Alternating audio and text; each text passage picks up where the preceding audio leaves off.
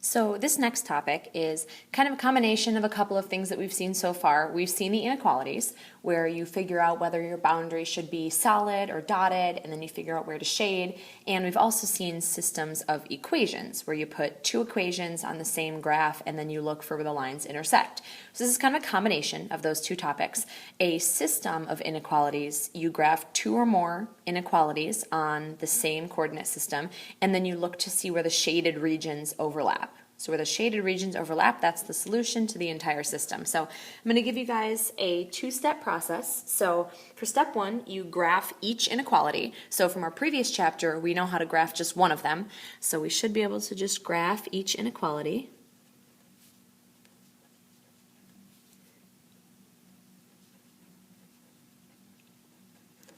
Graph each inequality shading the correct area.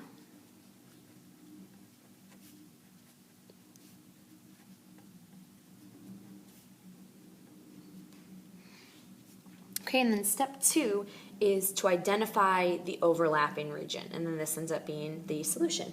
So identify the region that is shaded for all inequalities.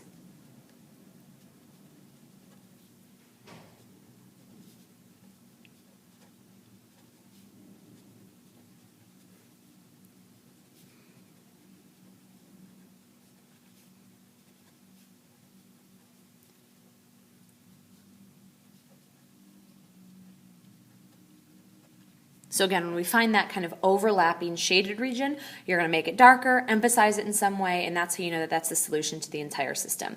So we're going to look at some examples. So we've got two systems of inequalities. So I'm going to make some notes on here, and then I do have some graph paper. You guys can plot it right on here. You can use a separate sheet of paper, whatever you want. So this first one right here, this is in slope-intercept form. This one is in slope-intercept form. So our boundary lines, the first one we've got y equals negative 2x plus 5. That's going to be our boundary line, and it is going to be a solid boundary line, and that's because I have the or equal to.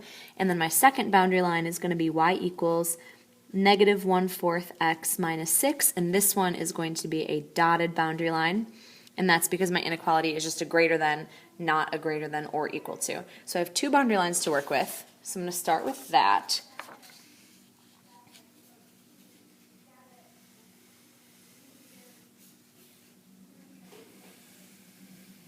So again, you guys can work on a separate sheet of paper. I just want to do this so I can perfectly count the slope, get the graph paper working. So we've got negative 2x plus 5. So we start at the value of the y-intercept. So the y-intercept, we go up 1, 2, 3, 4, 5 units.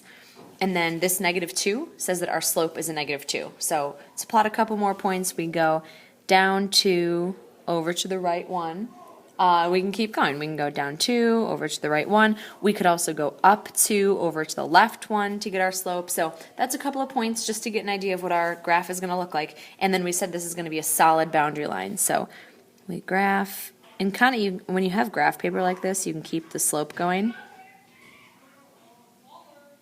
Okay, so it looks like that. So now notice I'm going through the corner here, down 2 over 1, down 2 over 1. So that's my first line. And then what I do is, remember, I test a point. So since my graph does not go through the origin, I can test the origin. So for my first line, I test 0, 0. So is 0 less than or equal to negative 2 times 0 plus 5, question mark. So 0, is it less than or equal to 5? Yes, 0 is less than or equal to 5. So we get a true. So what that means is that we shade the region that contains 0, 0. So we are going to shade this region right here. Okay, so kind of hard to see. I've got kind of a light purple sort of color here. So that is the first part I shade over there, kind of down into the left of that graph.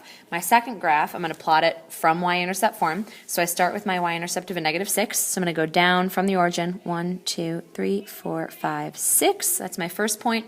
And then I have a slope of a negative 1/4. So that means I go down 1 over to the right 4.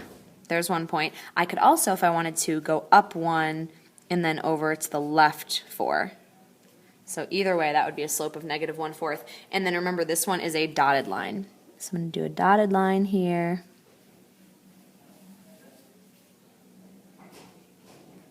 Okay, arrows on both sides, because remember we're only showing so much of the graph. And then we plug into test the 0, 0. So back to my workspace here. So we're going to test 0, 0, and we're going to plug in 0 is 0 greater than negative 1/4 times 0 minus 6, question mark. So is 0 greater than a negative 6? Yes, it is. This is another true statement. So what that means is that going back here, I'm going to shade the region up above this line because that's the region that contains the 0, 0. So the second thing that I'm shading is everything above this dotted line. Okay, so now finally what I do is my final answer, my overall solution to the system is going to be where both of them are shaded. So here I'm kind of down below, here I'm up above, so it ends up being like the little slice, almost like a little slice of pie in here in between those two lines. So you always want to make that part darker. That should always be shaded, like, I don't know, in a darker color, a different color. You could do it in black all the time, whatever you want. So it should always be emphasized in some way where the overlapping region is, and you should show that that is your solution set. So make sure it's darker than everything else. You should still see, like, here's my orange region all the way up here, here's my pink region all the way down here, but the overlapping region is what you want for your final answer. All right, so that's the first one. Second one, we'll move this out of the way, go back here. So we've got 2. This is first the absolute value of x. So my boundary line is y equals the absolute value of x. And this is going to be a solid boundary line. And that is because I have the or equal to. And then my second line is going to be y equals 4/3 x plus 5. And this one is going to be dotted. And that is because I have just a less than, not a less than or equal to. So this one's absolute value. Hopefully we recognize that. You'll have a couple of those as examples. The way that we plotted absolute value is by setting up this little table. So we use our classic 7 values.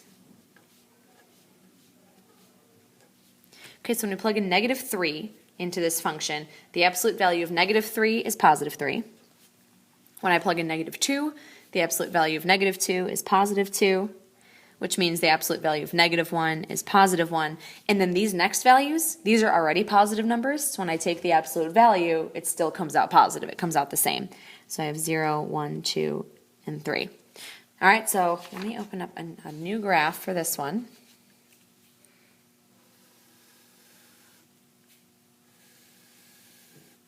Okay, so there's my coordinate system. So I want to plot those points. So I've got the point negative 3, 3, negative 2, 2, negative 1, 1, the origin 0, 0, 1, 1, 2, 2, 3, 3. This is just actually our parent graph. This is like the classic absolute value function, and we know it's going to be a solid boundary line.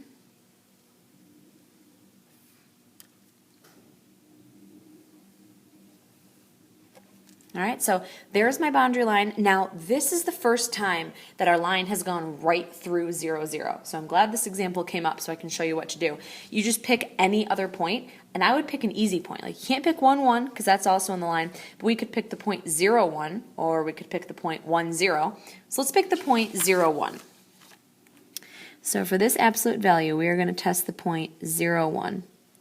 So we plug in 1 for y is 1 greater than or equal to the absolute value of 0, question mark. So 1 definitely is greater than or equal to 0. So that means that the point 0, 1 is the part that should be shaded. So that means I shade kind of inside, I guess, this absolute value shape. So this is my first region. So this whole part gets shaded kind of up above those two pieces of the shape. So that's my first graph. I also plot my second graph right on the same boundary line. So I have a y-intercept of 5 and then a slope of 4/3. So I'm going to plot starting at my y-intercept of 5. So I go up 1, 2, 3, 4, 5. There's a point right there. And then I use my slope of 4/3. So I can go up 4, 1, 2, 3, 4, over to the right 3. There's another point. I could also go down 4, 1, 2, 3, 4, over to the left 3. That's still a positive slope if I go down into the left. So this one is a dotted boundary line.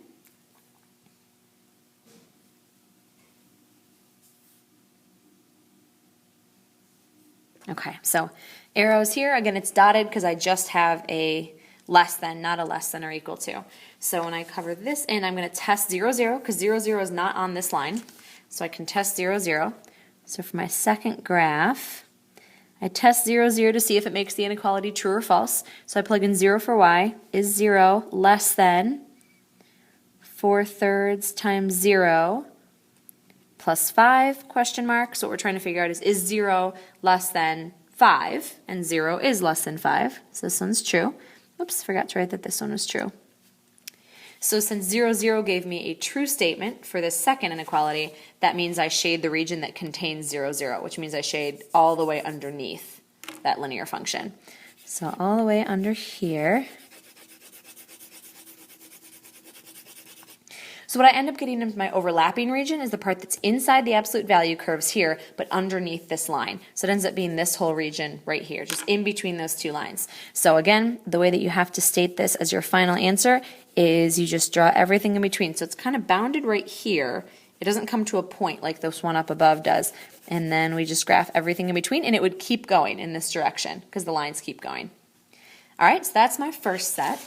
Next set, I'm doing pretty much the same thing. These ones are going to come out to be a little bit interesting now. That's why we have a second example here for these. So when I graph this one, these next two, these are in slope-intercept form. It's the same thing that I graphed before. My first line is y equals negative 4x plus 8, and this is going to be a solid boundary line. My second line is y equals negative 4x plus 4. And this is going to be a dotted boundary line because I do not have the or equal to. So I'm going to graph both of these solutions. Go.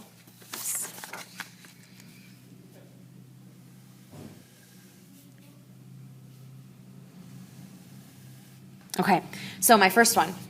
Again, it's in slope-intercept form, so I start with my y-intercept of 8. So from the origin, I'm going to go up 1, 2, 3, 4, 5, 6, 7, 8.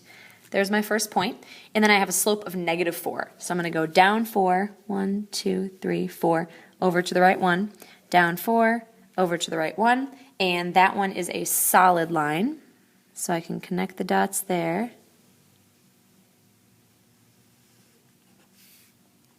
Okay, so it looks like that. And then I can test my first point. So test 0, 0. So for this first equation, I'm going to test 0, 0, because 0, 0 is not on my line. So plug in 0 for y is 0 greater than or equal to negative 4 times 0 plus 8, question mark. Okay, so we want to know if 0 is greater than or equal to 8, and it's not. So this is a false statement. So that means I shade away from 0, 0. So I don't shade this region, I shade the opposite region. So I shade everything up here.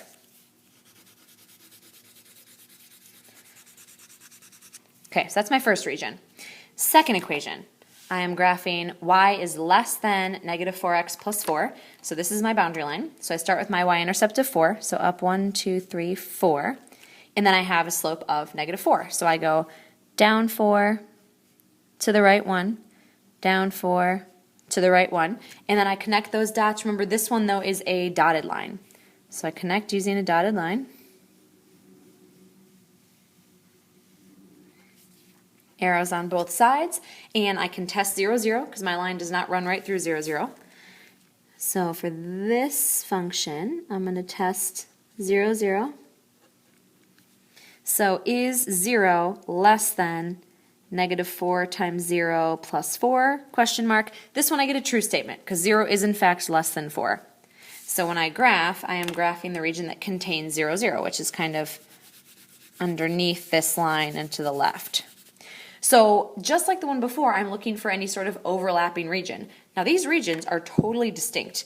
This region over here, they actually don't overlap because my lines are completely parallel. So these lines are never going to cross, which means the pink region is never going to intersect with the orange region. And so what you'd say for something like this is no solution. So this one, the answer just ended up being no solution. Okay, so we got another one of these that we're going to look at. We've got the absolute value of x, so we actually have the exact same function that we had up here. So we don't need to do any separate work. We can just kind of trace back to what you did on that one. This is our first one. There's our absolute value graph, and we know we ended up shading in the middle. So we can just jump right there. We don't need to show the work a second time.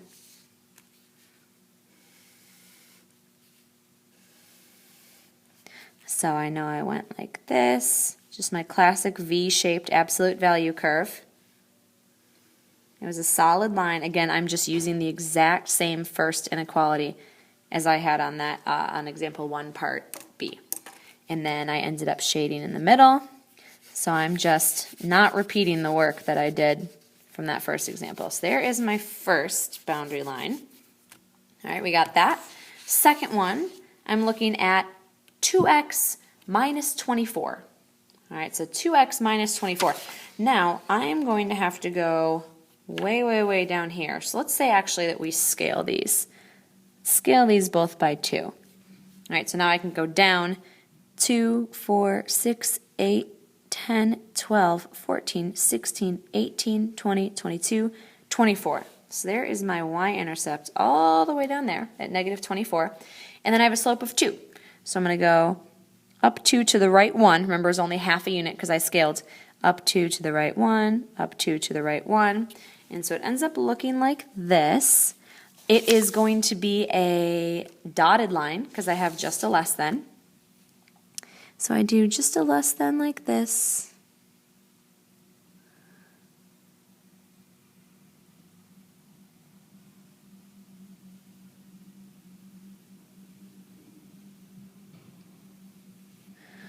So this one, when I shade this one, I have a less than. So I can test this second one.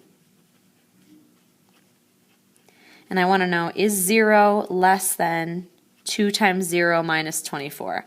So is 0 less than a negative 24? No, the negative 24 would be less. That's false, which means, again, I shade away from the 0, 0. So I shade down here.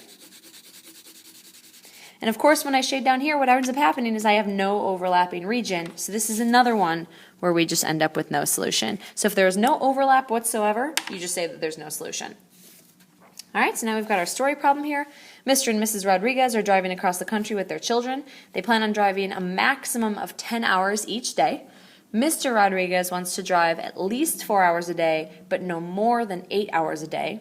Mrs. Rodriguez can drive between 2 and 5 hours per day. So write and graph a system of inequalities that represents this information. So let's take a look at Mr. Rodriguez. So Mr. Rodriguez wants to drive at least 4 hours a day, but no more than 8 hours a day. So this one, what ends up happening is their hours combined. So here's the first one. They plan on driving a maximum of 10 hours each day. So of course, M for Mr., M for Mrs., that doesn't work. So let's, I don't know, we can use like male and female or something. So M would be for Mr. Rodriguez, and then F would be for Mrs. Rodriguez. So those are going to represent the numbers that are the hours that each one of them drives. So they want to go a maximum of 10 hours each day. So what that means is that what they drive, so what Mr. Rodriguez drives plus what Mrs. Rodriguez drives, has to be less than or equal to 10. They don't want to drive any more than that, even combined. So even though Mr. Rodriguez will drive 8 hours and Mrs. Rodriguez will drive 5 hours, they only combined want to drive 10 hours. So that's the first one. Mr. Rodriguez wants to drive at least 4 hours, but no more than 8 hours. So this is actually going to be a 3-piece inequality. So Mr. Rodriguez wants to drive at least 4 hours, but no more than 8 hours.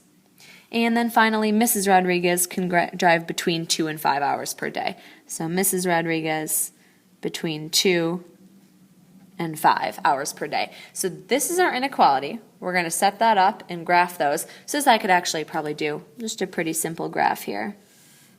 So for this first one, this first equation right here, that's in standard form. So remember, from standard form, I just plot intercepts. So let's say this represents the number of hours that Mr. Rodriguez is driving. This will be the number of hours that Mrs. Rodriguez is driving. So we can scale by 2s. So if we go 2, 4, 6, 8, 10, 2, 4, 6, 8, 10. So the m-intercept, remember what I do is I plug in 0 for f. So for the m-intercept, I get 10. What this means is that if he were doing all the driving by himself, he would drive 10 hours. We learn later that he won't drive 10 hours, but for now, that's going to be our m-intercept. Our f-intercept will also be 10, because if we plug in 0 for m, then f would be 10. So that's our first line. We are going to connect the dots, and we are going to connect the dots only using a segment. because they can't drive negative hours. So we've talked about this with different story problems. We can only graph that little part right there. So what we are going to do is we're going to shade underneath this triangle. That represents the amount of hours that will drive combined together. But keep in mind that they each have even further restrictions, and that's where these ones and these ones come in. So this one says M has to be somewhere between 4 and 8. So here's 4 on the M axis. Here's 8 on the M axis. So we actually end up just drawing vertical lines. It's saying it's got to go somewhere in between those two values. That's what he's going to drive. He's not going to drive any less than 4. So there's no point in shading anything in over here. And he's not going to drive any more than 8. So we can't shade in anything over here. So he will drive anywhere in this region in between those two values. He can drive in between 4 and 8 hours. Okay, and then for Mrs. Rodriguez, she will drive between 2 and 5. So here's 2, and then 5 is going to be halfway in between 4 and 6. So now again, these would just be lines. So she will go somewhere in that region. So somewhere in between 2 and 5. That's what Mrs. Rodriguez will drive. Somewhere in there. So the overlapping region is where the orange goes over the pink, goes over the blue. And so what we end up with is this little region right here, kind of inside the triangle, but inside these two pieces. So somewhere in there is going to be our overlapping region, and that represents how many hours they can drive. So in this little triangle, Mr. Rodriguez is driving definitely somewhere between 4 and 8 hours. Mrs. Rodriguez is driving somewhere between 2 and 5 hours, but combined, they're not driving any more than 10 hours, and that's what that diagonal line shows. Because if they were above, if they were in this triangle, yeah, Mr. Rodriguez would be driving up to 8 hours, and yeah, Mrs. Rodriguez would be driving up to 5 hours, but combined, they don't want to go any more than 10. So it ends up being this little black triangle in here, and that's our final answer. All right, so I think we have one more little thing right